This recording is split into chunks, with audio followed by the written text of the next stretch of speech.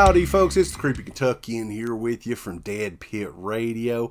Back at you again with another review. This time we are taking a look at one of the better remakes of the late 2000s. Director Dennis Ladius did a remake to Wes Cravens' all-time classic, The Last House on the Left. If you remember back in the day, we did do an on-the-road video for this movie, and we both really liked the movie a lot. Even then, back in 2009, we were hardcore against the remake movement because the remakes were in their abundance at that time frame. More than half of the stuff that we saw, it seemed like, was remakes.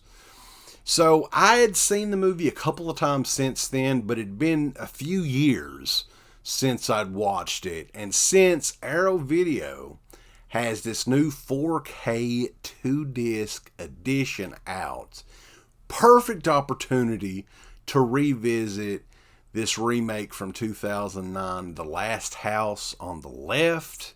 Let's take a look. The Last House on the Left is a pretty direct remake of the Wes Craven cult classic from the 70s, but a bit modernized. It opens with Krug's gang helping him escape from a prison transport, which included murdering 2 agents along the way. Fast forward to the Collinswood family.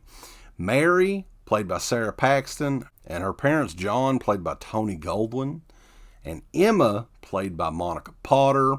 2 definite familiar faces if you watch a lot of movies. Anyway, the Collinswood family are going to their country summer house on vacation. While there, Mary gets bored, decides to meet up with their friend Paige, and they're looking to score some dope, some pot, some weed. And they go to a pretty desolate motel, and of course, Krug's gang is there waiting to have their way with the girls. And of course, anybody that's seen the original Last House on the Left, you know what's going on with the girls and everything. Not a whole lot changes there.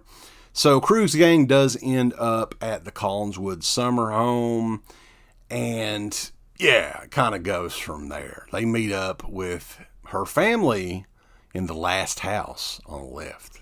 I can't tell you guys and describe in words how much I love the original Last House on the Left film.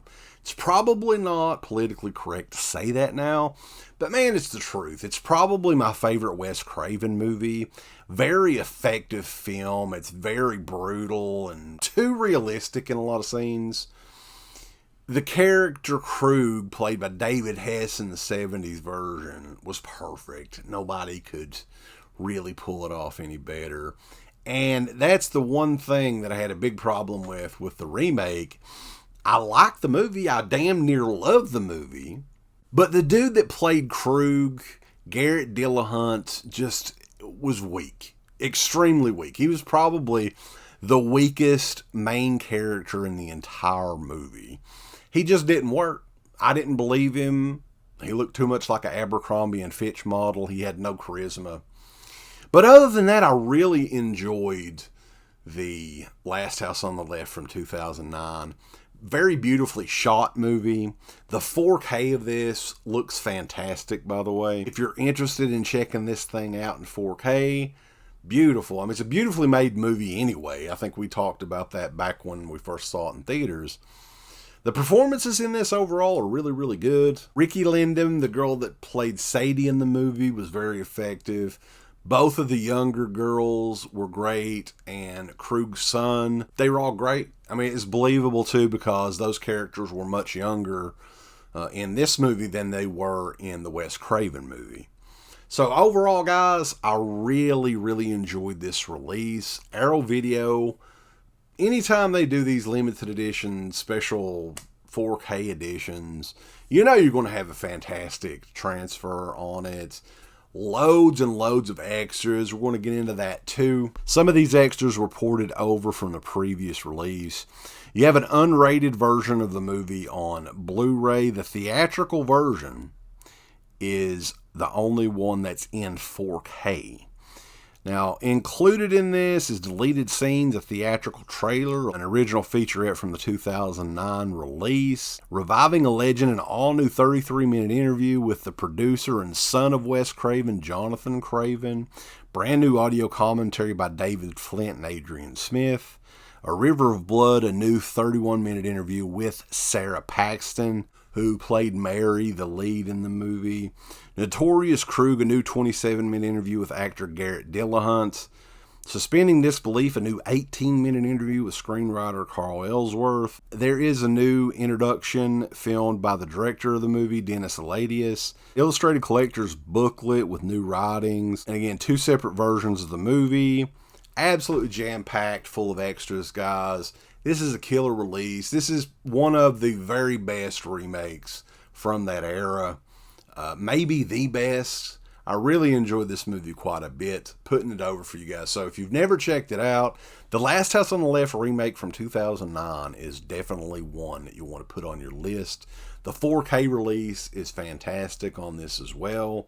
Arrow always knocks the ball right out of the park with their releases, and this one's no exception. So that one is out right now. Check it out, and be sure to check us out over at deadpit.com. Give us the thumbs up. Up your butt. Like, subscribe. And if you subscribe, here's something else you can do. Once you subscribe, you can click the bell notification, right? And it'll notify you anytime that Dead Pit puts up new shit. Or don't. I really don't give a if you do or I don't. want you to. I want you to. I don't care. Let's keep our community growing here on YouTube. I don't like it. I don't want you to touch nothing. Listen, they need to do that now. No, don't you dare touch it. Thumbs up. Subscribe.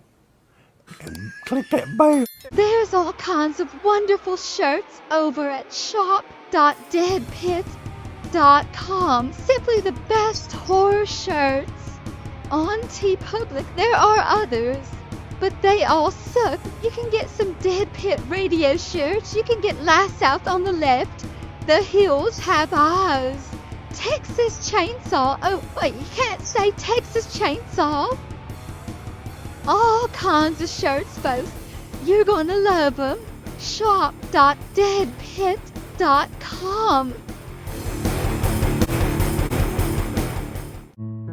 Thank you to all of our supporters on Patreon. Dead Pit on Patreon.com is the only place to check out a complete archive of the old Dead Pit radio shows all the way back from 2005 on, in addition to the midweek shows, fan commentaries, exclusive podcasts, and much more.